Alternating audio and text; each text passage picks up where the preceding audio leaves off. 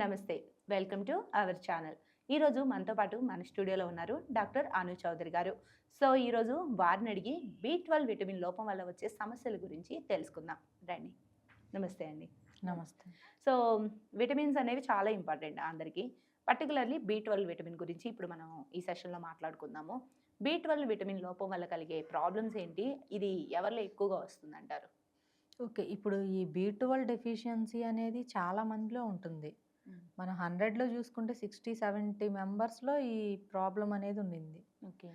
అంటే ఇది ఎక్కువగా వేగన్స్‌లో ఎక్కువగా ఉంటది. సో, అంటే మీన్ శాకాహారుల్లో వెజిటేరియన్స్. వెజిటేరియన్స్‌లో ఇది ఎక్కువగా ఉంటది. ఓకే. సో, నాన్ వెజిటేరియన్స్‌లో కూడా చూస్తున్నాం దీన్ని. హుహు. అంటే సో, ఈ బి12 అనేది ఇది వాటర్ సాల్యుబుల్ విటమిన్ ఇది. ఓకే. అంటే లైక్ నీళ్ళల్లో కరిగే కరిగిపోతుంది. విటమిన్ ఇది. ఓకే. సో, మనం ఎక్కువ బి12 తీసుకున్నా గూడా, బి12 ఉండేది తీసుకున్నా గూడా హ్మ్. ఏమవుతది అనంటే, మన బాడీకి కావాల్సిన వరకే తీసుకొని మిగిలింది హ్మ్. వాటర్ ఫామ్‌లో బయటకొచ్చేస్తుంది ఇది. ఓకే. అంటే లైక్ యూరిన్ ద్వారా, హ్మ్. మోషన్ ద్వారా వాటి ద్వారా వచ్చేస్తది ఆల్మోస్ట్ చాలా వరకు మనకి. హ్మ్. సో, ఇప్పుడు బి12 అనేది చాలా చాలా ఉండింది ఈ ప్రాబ్లమ్. హ్మ్. చాలా మందిలో చూసుకుంటున్నాం మనం. ఓకే. అయితే దీనికి వెజిటేరియన్స్‌లో ఎక్కువగా ఉంటుంది. నాన్ వెజిటేరియన్స్‌లో కొంచెం తక్కువ. ఓకే. అంటే ఈ ఆహ్, బి12 అనేది ఎక్కువ నాన్ వెజ్ నుంచి దొరుకుతుందా? నాన్ వెజ్ నుంచి మనకిది కొంచెం ఫాస్ట్‌గా స్వైప్ అప్ అవుతుంది. బి12 అనేది అబ్జర్వ్ ఓకే. అవుతుంది. హ్మ్. ఎక్కువగా పిండి పదార్థాలు తీసుకోవడం, నాన్ వెజ్ హ్మ్. ఎక్కువగా తినడం, బాయిల్డ్ ఎగ్స్ తీసుకోవడం, ఓకే. ఇలాంటివి చేస్తూ ఉంటే మటన్ ఎక్కువగా తినడం, హ్మ్. సీ ఫుడ్స్ తీసుకోవడం ఓకే. అండ్ సాల్మన్ ఫిష్ తీసుకోవడం ఎక్కువగా. ఇలాంటి వాటిలో మనకి ఇప్పుడు ఫాస్ట్‌గా కొంతమంది బి12 నాన్ అనేది వెజ్ పూర్తిగా తినకపోయినా ఈ గుడ్డు తింటారు కదా! యాహ్! వాళ్ళకి ప్రాబ్లము సెట్ అవుతుందా? అంటే యాహ్! గుడ్డులో దొరుకుతుంది కదా! వెజిటేరియన్స్ వేగన్స్ గురించి అంటే వెజిటేరియన్స్ గురించి అస్సలు మనం ఇంక గుడ్డు కూడా మాట్లాడుకుంటే, తీసుకోని వాళ్ళ గురించి. ఓకే. సో, వాళ్ళు ఎగ్ కొంతమంది వెజిటేరియన్స్ ఎగ్ గూడా ఆ! తింటున్నారు. అవును. సో, ఎగ్‌లో కొంతవరకు ఉంటుంది. ఓకే. ఇంకా వీళ్ళకి ఎక్కువగా దొరికేదేంటి అంటే వెజిటేరియన్ వాళ్ళకి like milk, milk products, dairy products. Hmm. Daily 500-700 ML వరకు మిల్క్ తీసుకుంటేనే వీళ్ళకి బి12 డెఫిషియన్సీ అనేది హ్మ్. నార్మల్‌కొచ్చేస్తుంది. హ్మ్. లేదు అంటే వీళ్ళకి ఆ ప్రాబ్లమ్ ఉంటూనే ఉంటది. ఓకే. ఒకటి. And cheese. ఆ! చీజ్‌లో గూడా కొంతుంటుంది. బేకరీ ప్రొడక్ట్ చీజా? లేకపోతే మన రియల్ చీజ్ రియల్ జెన్యూన్? చీజే గావాలండి. ఓకే. చాలామంది ఏందంటే చీజ్ అనగానే ఇప్పుడు బేకరీలో దొరుకుతది కదా! ఇప్పుడు సబ్జీ కూరల్లో వేసుకుంటూ ఉంటాం. బట్ కానీ నాకెందుకో మన రియల్ జున్ను ఉంటుంది గదా! దానిలో ఉన్న విటమిన్స్ దీంట్లో ఉండవేమో అనిపిస్తుంది. రియల్ చీజ్ అనేది చాలా చాలా మంచిది. ఆర్గానిక్ అవును. గదా! సో, ఇప్పుడు మధ్యలో వచ్చేయన్నీ గూడా ప్రాసెస్డ్ చేసినవే. అవును. ప్రాసెస్డ్ ఫుడ్స్, ప్యాకేజ్డ్ ఫుడ్స్ వీటిలో ఏదో ఒక కెమికల్ అనేది యాడ్ అయ్యి ఉంటది. ఓకే. సో, దాంట్లో మనం చెప్పాలి అంటే 100% జెన్యూనిటీ ఫుడ్ అనేది ఉండదు ఓకే. ప్యాకెట్స్‌లో. హ్మ్. సో, అందులో కెమికల్ గూడా యాడ్ అయ్యి ఉంటది గాబట్టి, మళ్ళీ అనదర్ విటమిన్ డెఫిషియన్సీ వచ్చే ఛాన్స్ ఉంటది అవి వాడడం వల్ల. ఓకే. సో, నేచురల్ వేస్‌లోకి వెళ్ళడమే మంచిది మనం ఏదైనా కూడా. ఈ లోపం వచ్చిన వాళ్ళ సింప్టమ్స్ ఎలా ఉంటాయండి? ఈ బి12 ప్రాబ్లమ్ ఉన్న వాళ్ళకి చాలా చాలా ప్రాబ్లమ్ ఉంటది. ఓకే. ఏంటి అనంటే మనకి లైక్ ఇది nerve related disease. B12 deficiency వచ్చిన తర్వాత వచ్చేది okay. Nerve related disease. Okay. So, ఈ బి12 అసలు మనకి దేనికి హెల్ప్ చేస్తుంది అనంటే, హ్మ్. లైక్ మనకి ఒక సెల్ రిలీజ్ అయిందనుకోండి హ్మ్. బాడీలో నుంచి. హ్మ్. సో, ఆ సెల్ 2 సెల్స్‌గా మళ్ళీ ఆ సెల్స్ అనదర్ 2 సెల్స్‌గా డివిజన్ అవ్వాలి అంటే, డివైడ్ అవ్వాలి అంటే, హ్మ్. సో, ఫస్ట్ సెల్‌కి బి12 అనే బలం అనేది ఉండాలి. ఓకే. సో, ఆ ఎనర్జీ గనక లేకపోతే, ఆ బి12 డెఫిషియన్సీ గనక వీళ్ళకుంటే, హ్మ్. సో, ఆ సెల్ 2 సెల్‌గా కన్వర్ట్ అవ్వదు.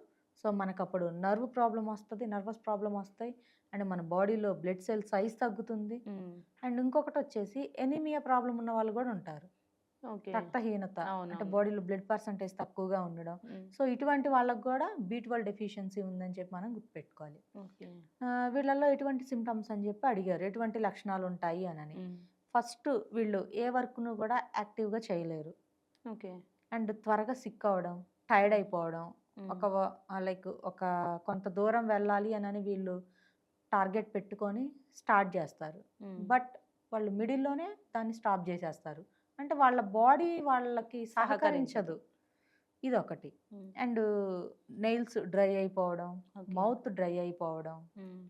అండ్ హెయిర్ ఫాల్ అయిపోవడం, ఓకే. స్లీప్లెస్ ప్రాబ్లం ఉండడం, అరికాళ్ళు తిమ్ముర్లు రావడం ఇలాంటివి ఉంటాయి. And okay. కొంతమందికి చూసుకుంటే ఎక్కువగా ఫ్రీక్వెంట్‌గా ఏదో ఒక హెల్త్ ఇష్యూ వస్తూనే ఉండడం. ఓకే. అండ్ కొన్ని రోజులకి వీళ్ళకి మతిమరుపు రావడం. అండ్ పెరాలసిస్ లాంటివి రావడం. సో, ఇది బాగా క్రానిక్ స్టేజ్‌లోకి పోయారనుకోండి. అంటే ఈ డెఫిషియన్సీని ఇంకా లాంగ్ టైమ్ పట్టించుకోకుండా ఉంటూ ఉంటే ఓకే. సర్టెన్ ఒక 60, 50 దాటిన తర్వాత సో, వీళ్ళకి ఇంకా బాడీలో ఏదో ఒక ఆర్గాను బాగా హెల్త్ ఇష్యూకి గురయ్యే ఛాన్స్ అనేది ఉంటది. ఆల్మోస్ట్ ఇది మెమరీకి సంబంధించింది.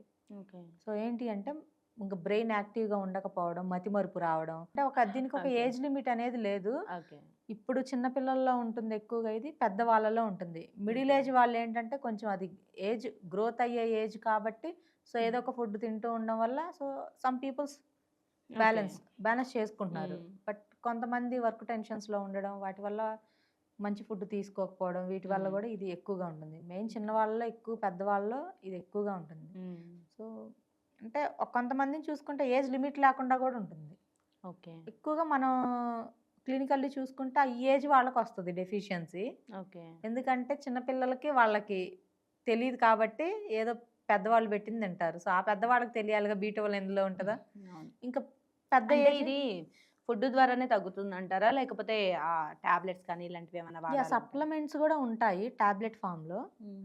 సో, ఈ సప్లిమెంట్స్ కన్నా గూడా ఏ జబ్బుకైనా గూడా నేను ఫస్ట్ చెప్పేది ఫుడ్ ద్వారా తీసుకోండి. ఓకే. మన స్టమక్ సాటిస్ఫై అవుతది. మన గట్ సాటిస్ఫై అవుతది. హ్మ్. ఆఫ్టర్ దట్ మన బ్రెయిన్ గూడా సాటిస్ఫై అవుతది. ఓకే. ఫుడ్ తీసుకోవడం వల్ల. అప్పుడు మనకి నేచురల్లీ మనకి అబ్జార్బ్ అవుతది. ఓకే. అలా కాకుండా అన్నిటికి సప్లిమెంట్స్ ఇచ్చాము అంటే మన బాడీ గూడా మందులకి ఇంకా ఒక ఇల్లయిపోతది. ఆహారమే ఔషధం.